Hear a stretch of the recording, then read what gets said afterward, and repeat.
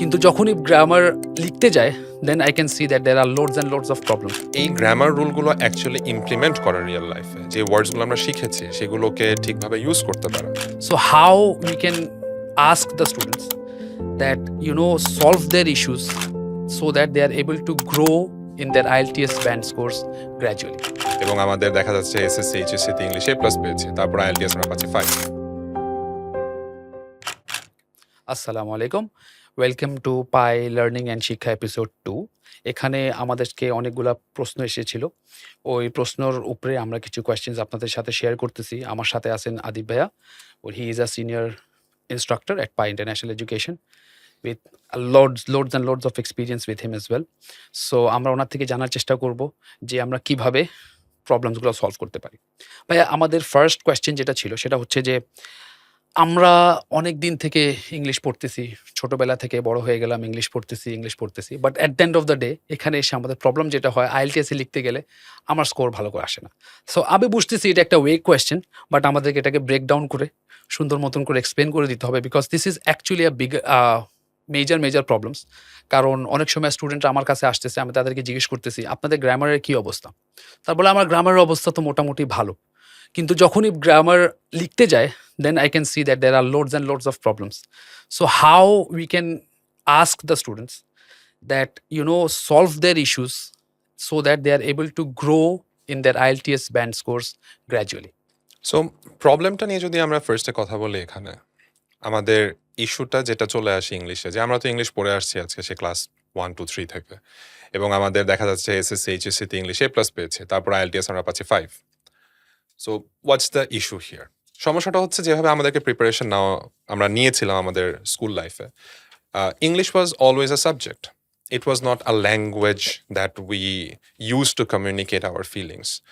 তো যার জন্য আমরা গ্রামার রুল মুখস্থ করেছি, আমরা লিস্ট ধরে শব্দ মুখস্থ করেছি, আমরা মডেল কোয়েশ্চেন সলভ করেছি, এবং প্যারাগ্রাফ, এসে, লেটার্স এগুলো মুখস্থ করে পরীক্ষা লিখে দিয়েছি, আমাদের নাম্বার চলে এসছে।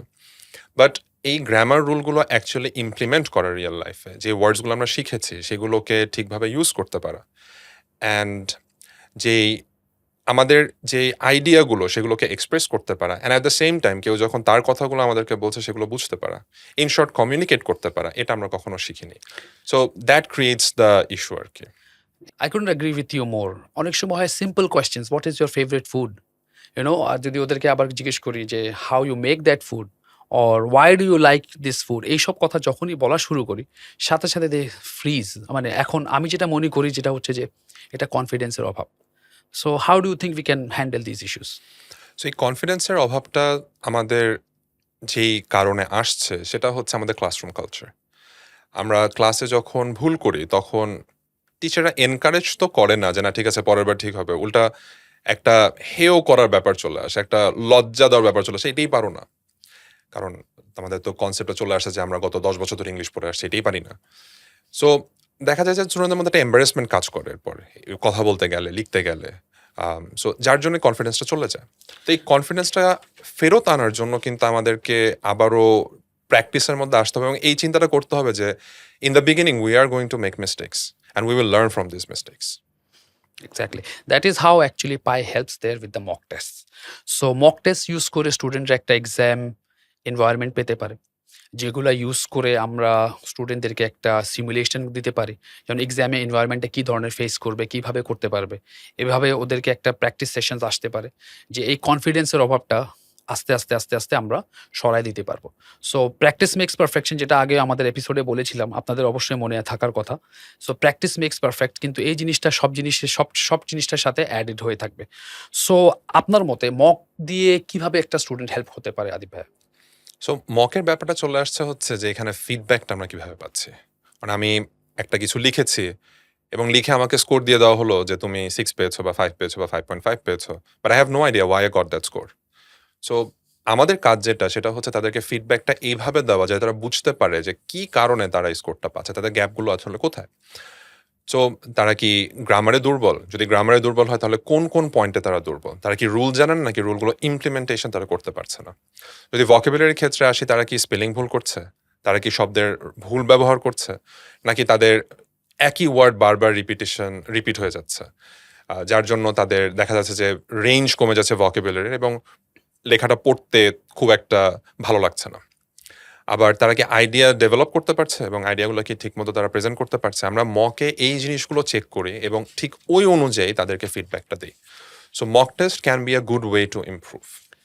এই কথার সাথে আমার একটা কথা মনে আসলো। সেটা হচ্ছে যে identifying the problem is half the problem solved. So audiences আপনাদেরকে এটা দেখতে হবে যে মকে আপনি যে স্কোরটা আসলো, প্রবলেমটা কোথায়? স্পেসিফিক্যালি প্রবলেমটা কোথায়? যদি আমরা প্রবলেমটা জানতে পারি তখনই আমরা ওটা প্রবলেমটাকে অ্যাড্রেস করতে পারবো।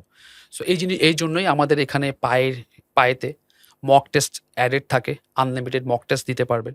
So that at the end of the day আমার প্রবলেমসগুলারে আমরা এভাবে করে সলিউশন করতে পারবো।